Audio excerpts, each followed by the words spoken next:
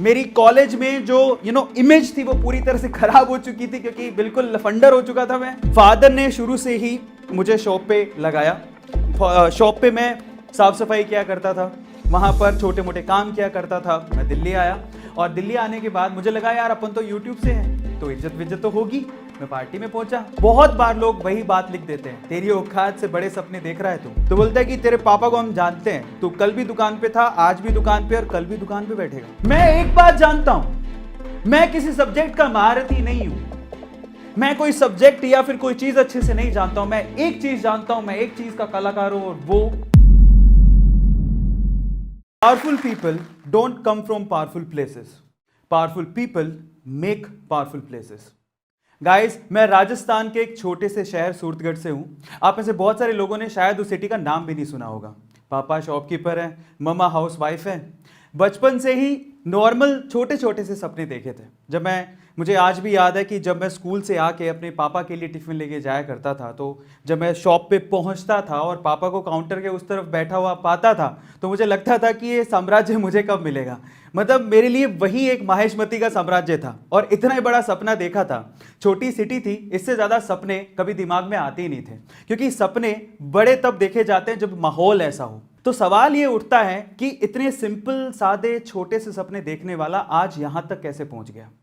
दो यूट्यूब के चैनल, जिसमें से एक यूट्यूब चैनल 2 मिलियन, दूसरा यूट्यूब चैनल 4 मिलियन। पर सवाल ये उठता है कि वो लड़का जो इतने सादे सिंपल ख्वाब देखता था, जो सोचता था कि पापा के शो पे बैठने को मिल जाए, वो यहां तक कैसे पहुंच गया। ऐसा कोई सोशल मीडिया प्लेटफॉर्म नहीं है जहां पर A2 मोटिवेशन या फिर अरविंद अरोड़ा के वीडियोस पहुंचे ना हो। आज मैं आपको बताने वाला हूं मेरी स्टोरी में कि मैं यहां तक कैसे पहुंचा। आप जानना चाहते हैं? उसके पीछे का रीजन है लोग। उसके पीछे का रीजन है जब लोग आप पे शक करते हैं, आपकी कैपेबिलिटी पे शक करते हैं और बोलते हैं कि तेरी औकात इतनी है। जब बात औकात पे आती है ना तो इंसान कुछ भी कर जाता है। तो चलो शुरू करते हैं मेरी स्टोरी को। मेरी जिंदगी में पहली बार उंगली की मेरे मामा ने सॉरी मामा, आपका नाम ले रहा हूं, मैं बहुत प्यार करता हूं आपसे। बट द थिंग इज, ये स्टोरी कैसे शुरू होती है मैं आपको बताता हूं। तो फादर ने शुरू से ही मुझे शॉप पे लगाया।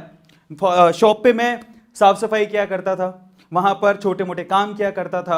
अब बेसिकली हुआ कुछ यूं कि मैं 2 या 3 साल से लगातार शॉप पे जा रहा था। तो एक बार मैं मेरी मम्मा के साथ ननिहाल गए और जब ननिहाल में बैठे हुए थे तो ऐसी बात चलते चलते नानी ने पूछ लिया कि भाई तू क्या करेगा। तो उस टाइम पे मामा ने कहा कि ये तो दुकान ही बैठेगा और कहां जाएगा। तो मैंने कहा आपको कैसे पता। तो बोलता है कि तेरे पापा को हम जानते हैं, तू कल भी दुकान पे था, आज भी दुकान पे और कल भी दुकान पे बैठेगा। हालांकि मुझे भी दुकान पे ही बैठना था, लेकिन वो तो भगवान बन गए यार, मेरा फ्यूचर लिख रहे हैं, मेरा फ्यूचर लिख रहे हैं। अब यहीं से मुझे एहसास हुआ कि ये है मेरी लाइफ की पहली उंगली। मुझे माहिष्मती साम्राज्य चाहिए था पर अब नहीं चाहिए। अब मैंने सोच लिया था कि मैं वापस आऊंगा, पढ़ाई करूंगा, दुकान गई तेल लेने, अब मुझे मेहनत करनी है और मेरे मामा को गलत प्रूफ करना है। पहली उंगली वाली स्टोरी खत्म होती है, मैं बाहर जाने को तैयार था, मेरे मामा को मैं गलत प्रूफ करने को तैयार था। अब होती है दूसरी उंगली, वो मेरे पापा ने की। I am sorry dad, I respect you a lot, but the thing is, अब दूसरी उंगली की कहानी सुनिए। एक्चुअली हुआ कुछ यूं कि मेरा सिलेक्शन हो गया, मुझे बाहर जाना था और मेरे मामा को गलत प्रूफ करना था। लेकिन फादर, अब इनको भी तो मनाना था, फीस कौन भरता। वहां से फादर ने बोला ठीक है, पर बहुत रूडली उन्होंने हाँ भर दी। पर उन्होंने बोला कि मेरे पास पैसे नहीं है तेरे फीस देने के, बहुत ज़्यादा फीस है, मेरे पास पैसे नहीं है। और एक्चुअली उनकी सिचुएशन भी ठीक थी, उनको लोन वोन लेना पसंद नहीं था और 2 बहनें थी, उनकी शादियां करनी थी। तो इन दैट केस यार वो इतनी फीस मेरे लिए, वो भी उनको लगता था कि इंजीनियरिंग का कोई फ्यूचर ही नहीं है, वो कैसे भरते हैं। सो मैंने कहा ठीक है, उसको भी मैं कुछ जुगाड़ करता हूँ। मेरे भैया हैं, उनके सजेशन के बाद मैंने एक एजुकेशन लोन लिया और एजुकेशन लोन लेने के बाद चेक मुझे मिला मेरी पहली फीस का। और जिस रात को मुझे जाना था उस बस की टिकट भी थी मेरे हाथ में। तो अब ये जो इंसिडेंट है बेसिकली मेरे फादर की उंगली करने का है। तब हुआ कुछ यूँ कि हम लोग बस स्टैंड पर खड़े हैं और मेरे फादर लगा भाई आने वाली है, बस थोड़ा और समझा लेता हूँ शायद रुक जाए। सो इन दैट केस पापा ने मुझे बहुत प्यार से बोला, जब 5 ही मिनट रह गए थे बस आने में और मैं अपना लगेज वगेज लेके खड़ा हुआ था। पापा साथ नहीं जा रहे थे, मैं अकेले ही जा रहा था और पहली बार जा रहा था इतने बड़े शहर जयपुर में, बहुत छोटी सिटी से निकल के। सो फादर बोलते हैं कि बेटा मेरी बात सुन, बहुत प्यार से बोला, मतलब वहां पे साम और दाम छोड़े नहीं उन्होंने। बोले कि देख बेटा, अभी तो अगर तू घर चलता है तो ये टिकट के 125 रुपए का नुकसान होगा, और अगर तू नहीं गया तो तेरी फीस ये जो दिख रही है ना, जो चेक लेके घूम रहा है, उसका भी नुकसान होगा, क्योंकि इंजीनियरिंग कोई वैल्यू नहीं है और तू कुछ कर नहीं पाएगा, इसलिए चल घर, अभी भी सोच ले। मैंने कहा ये तो मेरी लाइफ की दूसरी उंगली है अब तो उन्हें भी गलत प्रूव करना है। मैंने पापा को साफ साफ बोला, जिंदगी का मेरा डिसीजन है, गिरूंगा तो मैं आप पे ब्लेम नहीं करूंगा, ये मैं आपको वादा करता हूं। अब यहां से क्योंकि मुझे मेरे फादर को गलत प्रूफ करना था कि भाई वो जो बोल रहे हैं कि इंजीनियर कुछ नहीं कर सकता, इंजीनियरिंग से कुछ उखड़ता नहीं है, कुछ नहीं होता, अब यहां से मुझे आगे आने वाली जिंदगी जीनी थी। मैंने पहले साल बहुत मेहनत की, हिंदी मीडियम से पढ़ा हुआ था, लेकिन आपको पता है इंजीनियरिंग की सारी जो किताबें होती है वो इंग्लिश में होती हैं। सो एग्जाम्स दिए, बहुत मेहनत की, और पहले साल में 74-75% से मैंने अपना फर्स्ट ईयर कंप्लीट किया। लेकिन सेकंड ईयर तक आते आते भाई को हवा लग गई। अब भाई को हवा लग गई, भाई है ना अफरा तफरी कर रहा है, बाइक वाइक ले ली थी, इधर उधर घूम रहा है, कॉलेजेस में ध्यान नहीं है, पढ़ाई में ध्यान नहीं है। अब ये भी भूल गया था उस टाइम पे कि भाई मैंने एजुकेशन लोन लिया हुआ है, ये भी भूल गया था मुझे मेरे मामा को जवाब देना है, मेरे पापा को जवाब देना है, जो कि ये तो सोच के बैठे हुए हैं कि इंजीनियरिंग के बाद भी हमारे सिर पे आके बैठेगा। अब यहां से एक बहुत ही इंपॉर्टेंट इंसिडेंट हुआ मेरी लाइफ में, और वो ऐसा था जिसने शायद मेरे माइंड को ही बदल दिया था। और वो ये था कि एक्चुअली सेकेंड ईयर में मेरी बैक लगते लगते बची थी। इन दैट केस मैं शाम में खाना खाने जाता था, तो वहां पर मालवीय नगर, जिसको पता हो जयपुर में उनको पता है, सो वहां पर बैठ के मैं खाना खा रहा था। तो वहां पर रात को 9 बजे सन्नाटा ही था। आपको पता है रात को 9 बजे सर्दियों में कौन बाहर निकलता, बैठा हुआ था, तो कुछ और देखने लायक था नहीं। मैंने अपना खाने का ऑर्डर कर दिया, तो सामने एक फैमिली बैठी हुई थी, और फैमिली में एक बूढ़ी माँ थी, और उसका हस्बैंड था, और उनका एक बेटा था।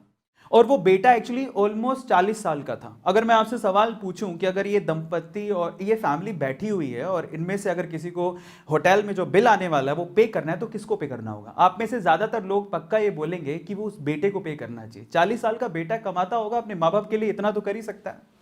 मैंने भी यही सोचा, रिलैक्स होके बैठा हुआ था। लेकिन उसके बाद जो हुआ, उसके बाद मेरे ना दिमाग में घंटियां बजने लग गई। हुआ कुछ यूं कि फादर खाना खा रहे थे, वो बेटा भी पानी पिए जा रहा था। अब मुझे पता नहीं सिचुएशन क्या थी, पर वो बूढ़ी मां खड़ी हुई काउंटर पे गई, अपने ब्लाउज से पैसे निकाले और पे किए। मैं नहीं जानता उनकी सिचुएशन क्या थी, लेकिन वहां से घंटी जो दिमाग में बजी वो ये कि अरविंद अरोड़ा, अगर तेरी यही हालत रही तो एक दिन तू भी किसी अच्छे होटल में अपने माँ बाप को खाना नहीं खिला पाएगा। निकल बाहर और कुछ कर। वहां से सेमेस्टर में मेरी बैक लगी थी। मेरी कॉलेज में जो इमेज थी वो पूरी तरह से खराब हो चुकी थी, क्योंकि बिल्कुल लफंडर हो चुका था मैं। क्लास में मेरे साथ कोई बैठता नहीं था। अब लोग यहां से डिलेमा में आ जाते हैं, और मे भी हो सकता है कि इतना ज्यादा प्रेशराइज हो जाते हैं कि मेरे साथ तो कोई बैठता ही नहीं है, इतना ज्यादा सीरियस हो जाते हैं कि वो इंजीनियरिंग छोड़ने की बात भी सोच लेते हैं। मैंने भी सोची थी, मुझे लगा था कि यार मुझे इंजीनियरिंग छोड़ देनी चाहिए, लेकिन फिर दिमाग में आता था कि मैं बहुत कुछ बोल के आया हूं घर से, यार मैं नहीं जा सकता वापस। मैंने इसी सिचुएशन को, जहां पर मैं बिल्कुल गिरा हुआ था, इसको मैंने एडवांटेज के तौर पे लिया। सो वहां से मैंने अपना बिल्कुल ध्यान जो भटक गया था पूरा कंसंट्रेट किया स्टडीज के ऊपर, और बिल्कुल फोकस कर लिया स्टडीज के ऊपर। फाइनली मेरी इंजीनियरिंग में जो सेकंड लास्ट सेमेस्टर था वो सिल्वर मेडल से मैंने खत्म किया, और फाइनली जो लास्ट सेमेस्टर था और लास्ट इंजीनियरिंग पूरी कंप्लीट की मैंने ऑनर्स के साथ। मेरे हाथ में एक जॉब का लेटर भी था, मेरी जॉब लग चुकी थी, लेकिन प्रॉब्लम ये थी कि उसकी जो ज्वाइनिंग आने वाली थी वो आने वाली थी, हमारा सेमेस्टर खत्म हो गया था मई में, ज्वाइनिंग आने वाली थी फरवरी में। सो मेरे पास बहुत लंबा समय था। मैं क्या करता, था ही नहीं कुछ करने को, तो मैंने वहां से जॉब करनी शुरू की। एक कॉलेज में जॉब पकड़ी, और मेरी पहली जॉब एक्चुअली, ये बात है सितंबर की, फरवरी में मेरे को जॉब का लेटर आने वाला था, लेकिन सितंबर में मुझे जरूरत पड़ रही थी पैसों की, और मैं चाहता था कि यार मैं घर से कम पैसे ना मांगू। तो मैंने अपनी पहली जॉब शुरू की 11,000 रुपए में। इनफैक्ट वो 10,400 रुपए ही थे। वहां से मैंने पहली जॉब शुरू की। दूसरे कॉलेज से ऑफर आया, वहां से 20,000 का ऑफर आया। फिर मेरे को एक इंस्टीट्यूट का ऑफर आया कि तुम हमारे साथ जुड़ो। मैंने वहां पर ज्वाइन किया। वहां पर भी क्योंकि मेरे पास एक चीज थी, वो बहुत खास थी, वो था पढ़ाने का तरीका, बोलने का तरीका, कम्युनिकेशन। वो बहुत इंपॉर्टेंट चीज थी मेरे पास। मैं ये नहीं कहता हूं कि मुझे किसी सब्जेक्ट की नॉलेज है। पता है एक चीज जो हर एक बंदे को सीखनी चाहिए हाउ टू सेल में, देखो ऐसा कोई दुनिया में इंसान नहीं है जो सब कुछ जानता हो, लेकिन जो इंसान ये जानता है कि किसी उत्तर किसी प्रश्न का जवाब, किसी प्रश्न का आंसर, किसी क्वेश्चन का आंसर कैसे ढूंढना है, तो वो बंदा लाइफ में कभी पीछे नहीं रह सकता। ये आप लोगों को ध्यान रखना है। परफेक्ट कोई भी नहीं होता है लाइफ में, परफेक्ट कोई भी नहीं होता, लेकिन अगर आप ये जानते हो कि किसी क्वेश्चन का आंसर कैसे ढूंढना है तो आप लाइफ में कभी पीछे नहीं रहोगे। और कुछ ऐसा ही मेरे साथ था। सो फाइनली वहां से मेरी जर्नी, एक दूसरे इंस्टीट्यूट से मुझे कॉल आता है और वो कहते हैं कि चलो हम आपको एक फ्रेंचाइजी देते हैं। तब बहुत गेट का एक नामी इंस्टीट्यूट था कि आपको फ्रेंचाइजी लेके जयपुर से सीकर जाना है। मैं जयपुर से सीकर आ गया। शुरू में आप बिलीव नहीं करेंगे कि मैं पोस्टर खुद कॉलेज में जा जाके रात में चिपकाया करता था, सुबह जॉब करता था और शाम को क्लासेस लेता था, बाहर से फैकल्टीज आती थी। ऐसे करके वो इंस्टीट्यूट 2 साल के अंदर लगभग 250 बच्चों के साथ बराबर खड़ा हो गया। बहुत अच्छे तरीके से, एकदम ऐसे लगा कि हाँ मेरी लाइफ सेट हो गई है। लेकिन फिर से लाइफ में अप्स आते हैं तो पक्का मेरी लाइफ में डाउन तो जरूर आते हैं। लेकिन अब तक मैं ये बात समझ गया था कि अगर मेरी लाइफ में कहीं डाउन टाइम आएगा तो इसका मतलब ऊपर वाले ने कुछ बड़ी चीज रखी है मेरे लिए, वो मुझे कुछ बड़ा देने वाला है। क्योंकि हर बार जब भी मैं गिरा तो इस लेवल से उठा के लोग देखते रह गए। ये मेरे साथ हमेशा होते आया था। तो मेरे साथ फिर से एक बुरे दिन शुरू हुए। मेरे पार्टनर ने बोला कि अब हम इंस्टीट्यूट को चलाएंगे, तुम जाओ। धोखा, मतलब वो बोला कि, मतलब मुझे बिलीव ही नहीं हुआ। वो कहता है कि अब हम चलाएंगे इस इंस्टीट्यूट को, तुम जाओ, तुम्हें अगर कहीं और फ्रेंचाइजी लेनी है। क्योंकि वो इंस्टीट्यूट काफी अच्छा स्टैंड हो गया था। अब मैं तो डिलेमा में था। अब अजीब सी बात हो गई थी लाइफ में। अब मैं क्या करता, मुझे समझ ही नहीं आ रहा था।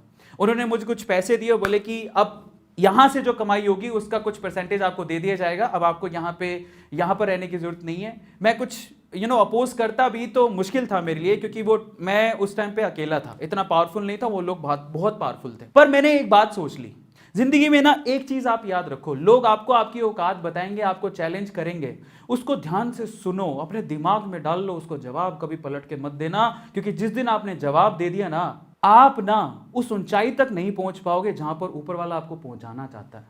मैंने चुपचाप उसकी बात सुनी। मैंने उस दिन फैसला किया कि मैं, ये बोल रहा है छोड़ने को, मैं छोड़ दूंगा। अब उसने जो मेरे पार्टनर ने पैसे दिए थे, अब मैं थोड़ा और पीछे लेके चलता हूं। वो इंस्टीट्यूट ऑलमोस्ट 6 महीने में बंद हो गया। उसने कहा था हम चलाएंगे तो इंस्टीट्यूट 6 महीने में बंद हो गया। एंड फाइनली मैं भी सड़क पे आ गया था, क्योंकि मेरे पास अब बचे थे मात्र 8,000 रुपए। किराया था 10,000 रुपए भरने थे, पैसे थे ही नहीं। जिंदगी ने कहा बहुत हो गया आध्यात्म बेटा, उठो, जिंदगी में आगे पुरुषार्थ भी करना पड़ता है। तो मैं उठा वहां से और उठ के बाहर निकला, क्योंकि अब किराया देना है, नहीं तो मकान मालिक बाहर निकाल देगा। पापा से मांग नहीं सकते, क्योंकि उनको तो पहले ही जवाब दे के आए कि जिंदगी में जो कुछ करेंगे, गलत हुआ सही, हम ही उसके जिम्मेदार हैं, आप तो है नहीं। तो ऐसा करके जब निकले हो तो आप किस शक्ल से मुंह दिखाओगे? तो निकलो बाहर, कुछ करो। अपने आप को बाहर निकाला और इतनी शक्ति मैंने अपने अंदर पा ली थी, मुझे लगा था कि यार मैं कुछ ना कुछ तो कर ही लूंगा। मैं बाहर निकला। मैं एक बात जानता हूं, मैं किसी सब्जेक्ट का महारथी नहीं हूं, मैं कोई सब्जेक्ट या फिर कोई चीज अच्छे से नहीं जानता हूं। मैं एक चीज जानता हूं, मैं एक चीज का कलाकार हूं, और वो बोलने का, वो पढ़ाने के तरीके का, और वो मुझे आता था। आपकी लाइफ, मेरे फादर भी कहते हैं इस चीज को, कि आपको जरूरी नहीं है कि बहुत सारी चीजें आए, आपको एक चीज आए लेकिन उसमें आप परफेक्ट होने चाहिए हो। आप जिंदगी में कभी भूखे नहीं मरोगे, और ये चीज मुझे आती थी। अब मैं निकला बाहर। एक इंस्टीट्यूट था, वहां पे एक डेमो था गेट की। अब मुझे तो गेट की क्लासेस लेनी आती थी, तो मैं वहां पर डेमो देने गया। 2 बार क्लास ली मैंने। 2 बार क्लास लेने के बाद तीसरे दिन वो मुझे बताने वाला था कि बैच चालू होगा कि नहीं होगा। मैं तीसरे दिन जब गया तो वहां पर गुजरातियों के ना, वहां पे, मतलब अगर गुजरात में आप लोग रहे हो तो वहां पे खास बात होती है कि क्लास किसी और की होती है और क्लास किसी और की चल रही होती है। मतलब वो रेंटेड में ही लोग क्लास चलाते हैं, इधर उधर बच्चों को मूव करके, खुद के क्लासरूम्स वहां पे होते नहीं है। तो मैं वहां पर गया, मैंने पूछा कि यार वो कल मैं क्लास लेने आया था, वो कहाँ गया? बोले वो तो गए छोड़ के। तो मैंने कहा ये क्या हो गया, 2 दिन डेमो लिया था, पैसे भी नहीं दिए। तो बोलता है कि वो तो गए, वो तो जाना ही था, बंद हो गया वो। तो मैं उदास हो गया। अब गुजरातियों की बड़ी खास बात है वहां पर, क्या, एक तो वो लोग टैकी हैं, दूसरा वो मेरे, जो मैं डेमो दे रहा था तो वो बंदा मेरे लेक्चर्स को, मेरे कॉन्फिडेंस लेवल को देख रहा था बराबर से। तो जब मैं फाइनली अपना मुंह छोटा करके निकल रहा था बाहर, तो उसने पीछे से आवाज लगाई, बोले कि अरविंद भाई। मैंने कहा हाँ, आपके लिए एक ऑफर है। मैंने कहा क्या? बोले कि अरविंद भाई, मैंने आपके डेमो देखे, अब बहुत बढ़िया पढ़ाते हो, मेरे पास ऑफर है आपको, मुझे पता है कि आपको पैसे चाहिए, मैं आपको पैसे दे सकता हूं। मैंने कहा वो कैसे? बोले आपको पढ़ाना है। मैं कहा पढ़ा लूंगा। मैंने क्या पढ़ाना है? बोले केमिस्ट्री। उनका केमिस्ट्री केमिस्ट्री पढ़े 10 साल हो गए मेरे भाई, अब तो ये भी नहीं पता कि केमिस्ट्री के से शुरू होता है कि सी से, कहां से पढ़ाऊंगा। तो बंदा बोलता है कि अरविंद भाई तुम्हारे डेमो में ना एक चीज देखी है, तुम बहुत बढ़िया पढ़ाते हो, और एक टीचर एक कलाकार के लिए ना सब्जेक्ट मैटर नहीं करता। मतलब अंदर आग भर दी उस बंदे ने, इतना कॉन्फिडेंस तो मेरे को किसी ने, मुझे खुद ने ही नहीं मैंने कभी दिखाया। मैंने कहा ठीक है। उस टाइम पे क्या था कि अब किसके पास केमिस्ट्री पढ़ने जाते, लेकिन एक रिसोर्स था, वो था YouTube। अब यहां से YouTube की एंट्री होती है मेरी लाइफ में। YouTube पे मैंने अलग अलग एजुकेटर्स के जो केमिस्ट्री पढ़ाते थे उनके लेक्चर्स देखने शुरू किए, और उनमें से कोई एक का लेक्चर मैंने पकड़ा, और एक डेमो ही तो तैयार करना था। मुझे लगा कि देखते हैं डेमो के बाद क्या होगा, अगर फाइनल होता है तो मैं कंटिन्यू करूंगा। तो मैंने उसका पूरा का पूरा लेक्चर अच्छे से देखा, अच्छे से दिमाग में उतार लिया, और फिर उसको मेरी जो पढ़ाने की टेक्निक है उससे जोड़ा, और मैं गया डेमो देने। जब मैं डेमो लेके बाहर निकला तो अगले आधे घंटे में टोटल उसमें 15 बच्चे बैठे हुए थे, 14 स्टूडेंट ने वहां पर उस कोचिंग सेंटर में एडमिशन ले लिया। वहां से मेरी लाइफ एकदम फ्लिप करती है। मैं गेट के इंजीनियरिंग के सब्जेक्ट पढ़ाने वाला अचानक से केमिस्ट्री टीचर बनने वाला था। घूम गई एकदम से लाइफ। वो इतना खुश था कि वो बोलता है मुझे कि अरविंद भाई अब तुम हमारे पार्टनर हो, अपन साथ में काम करेंगे, केमिस्ट्री आप पढ़ाओगे, मैं मैथ पढ़ाऊंगा, अपन साथ में काम करेंगे, बराबर बांटेंगे। अरविंद भाई तुम तो बहुत गजब। मतलब ये है दोस्तों कि एक्चुअली क्या होता है, हम लोग काफी बार बोलते हैं कि मौका मिलेगा तो बता देंगे। अब हम लोग मौके के इंतजार में रहते हैं कि मौका हमारी जिंदगी में आएगा। मैं आपसे बोलता हूं मौके आते नहीं हैं, मौके बनाने पड़ते हैं, और मौके के टाइम पे चौका मारना पड़ता है। आप तैयार रहो। और मैं आप लोगों को आगे, मैंने जिंदगी में सिर्फ किस्मत की डेफिनेशन सुनी थी, अब किस्मत किसे बोलते हैं वो मैं आपको बताने वाला हूं थोड़ी देर में। वहां से मेरी chemistry as a teacher journey शुरू हुई। तब मैं जब पढ़ाता था तो मैंने सोचा कि यार जब मैं पढ़ाते ही हूं तो रिकॉर्ड करके क्यों ना यूट्यूब पे डाल दूं।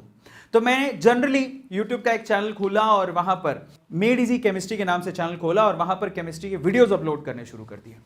शुरू में कुछ खासा रिस्पॉन्स नहीं आता था, क्योंकि उस टाइम पे क्या था कि यूट्यूब का सीन कुछ ऐसा था कि वहां पर एंटरटेनमेंट के ज्यादा चैनल चलते थे, एंटरटेनमेंट के वीडियो ज्यादा देखे जाते थे, एजुकेशन के कौन देखता था, इतने नहीं देखते थे। बट मैंने कहा ठीक है, क्या फर्क पड़ता है, एक बार डालते हैं। तो धीरे धीरे करके 6-7 महीने के अंदर वहां पर कोई 3 से 4 हजार सब्सक्राइबर्स हो गए, और बेसिकली बोर्ड एग्जाम आए थे तो उसमें काफी ज्यादा वीडियोस मेरे थोड़े पॉपुलर हो गए, निकलने लग गए। सो फाइनली अब मेरी लाइफ की सबसे इंपॉर्टेंट चैलेंज आने वाला है, सबसे इंपॉर्टेंट उंगली आने वाली है, जिसने मुझे यहां तक पहुंचा दिया।